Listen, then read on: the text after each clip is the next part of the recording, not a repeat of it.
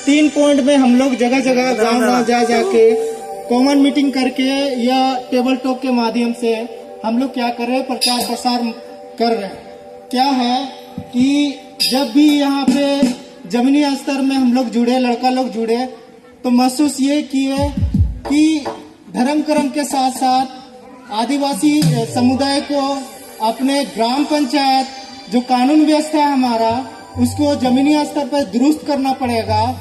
दूसरा क्या, भारतीय संविधान आज के तारीख में कभी भी यहाँ पे हम आदिवासी समुदाय के बीच में भारतीय संविधान का जिक्र कभी नहीं किया गया। भारतीय संविधान में 395 आर्टिकल्स है, 22 भाग है। वहाँ पे आप लोग बाबा साहेब का नाम सुने होंगे। बाबा साहेब जिस कौम में पैदा लिए, जिस समुदाय में पैदा लिए, जिस समाज में पैदा लिए, जिस समुदाय के नाम से जाने गए, उन समुदायों से भी बढ़कर सबसे बड़ा हक और अधिकार अगर किसी को दिया है तो वो है आदिवासी समुदाय को।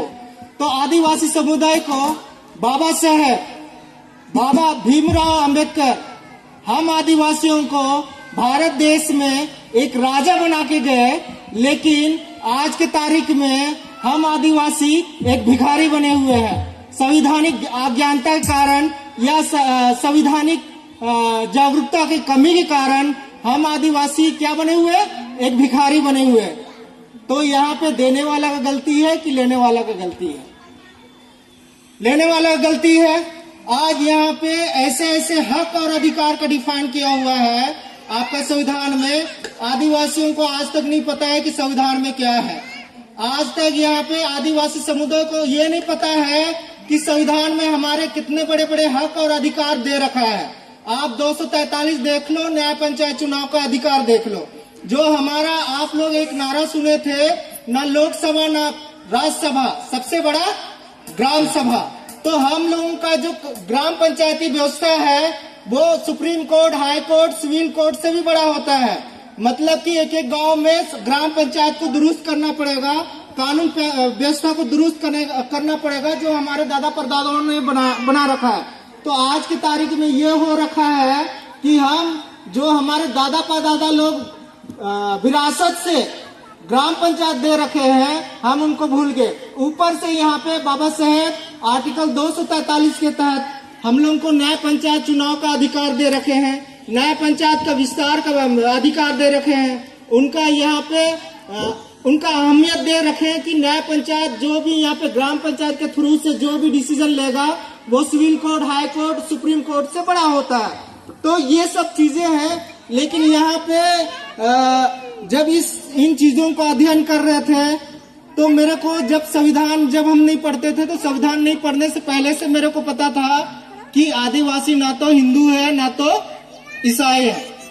आदिवासी ना तो हिंदू है, ना तो ईसाई है, ना तो सनातनी है, ना तो कोई अन्य है।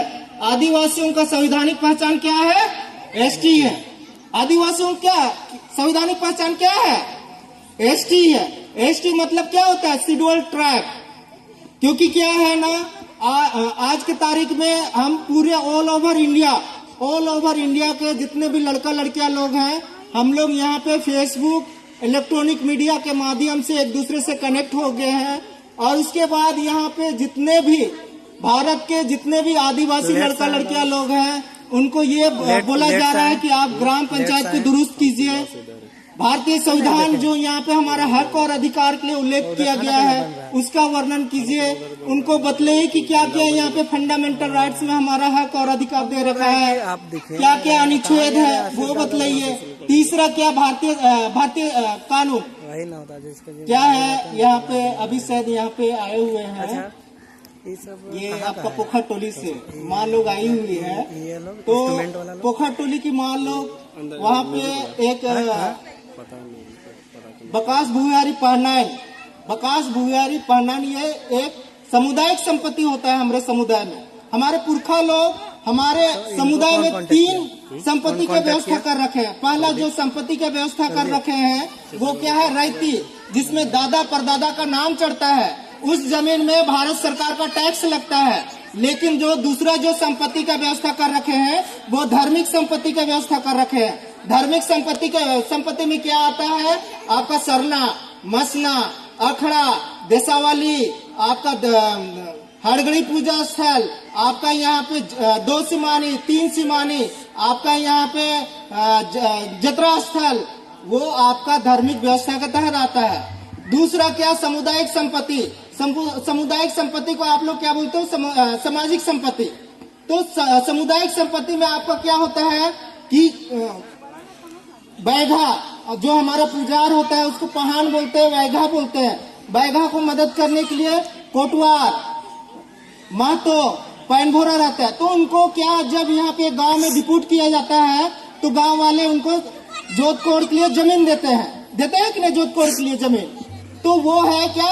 सामुदायिक संपत्ति। तो यहाँ पे धार्मिक और सामुदायिक, हाँ, यहाँ पे सामुदायिक, हाँ, तो यहाँ पे सामुदायिक और धार्मिक संपत्ति में सरकारी टैक्स नहीं लगता है। मतलब उस जमीन को ना खरीद सकते हो ना बेच सकते हो। और 2 मिनट आपका लेंगे, आपका 2 मिनट इसलिए लेंगे कि उसको बतलाना बहुत ज्यादा इम्पोर्टेंट है। एसटी आदेश 1950 और अध्यादेश 1975। एसटी आदेश 1950 के तहत अगर कोई आदिवासी धर्म परिवर्तन करे तो धर्म परिवर्तन करने के बाद वो एसटी से बाहर हो जाता है। लेकिन 25 जून 1975 में भारत देश में आर्टिकल 352 के तहत इमरजेंसी लाया गया। वो इमरजेंसी 19 महीना तक चला। इसी इमरजेंसी में आदिवासियों का जो एसटी आदेश 1950 है उसको छेड़छाड़ करके एसटी आदेश 1975 लाए। एसटी आदेश 1975 के तहत क्या है कि कोई आदिवासी अगर धर्म परिवर्तन करे, धर्म परिवर्तन करने के बाद वो किसी भी धर्म में जाए, जितने भी भारत में धर्मी लोग हैं वो धर्म चुन ले तो भी वो क्या है? एसटी में बना रहेगा। मतलब क्या है? ईसाई आदिवासी, सिख आदिवासी, जैन आदिवासी, बौद्ध आदिवासी, आज अध्यादेश 1975 के तहत ही आदिवासियों का राजनीतिकरण किया गया है। तो ये इमरजेंसी में अध्यादेश 1975 बना है।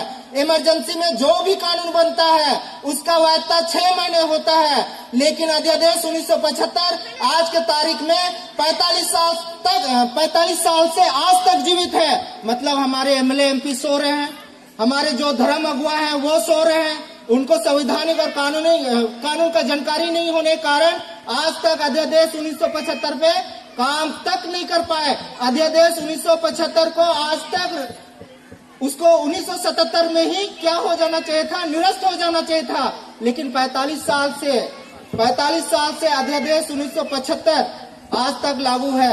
आज अध्यादेश 1975 के कारण आदिवासियों का धार्मिक दोहन हो रहा है, सामुदायिक दोहन हो रहा है, सांस्कृतिक दोहन हो रहा है, रीति रिवाज और परंपराओं के साथ छेड़खानी हो रहा है।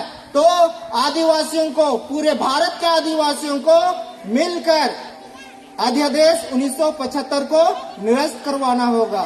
इतना ही बोलते हैं। आप लोग मेरे बातों को ध्यान सुने, गौर से सुने, इसके लिए तहे दिल से आभार और धन्यवाद। जय धर्मेश।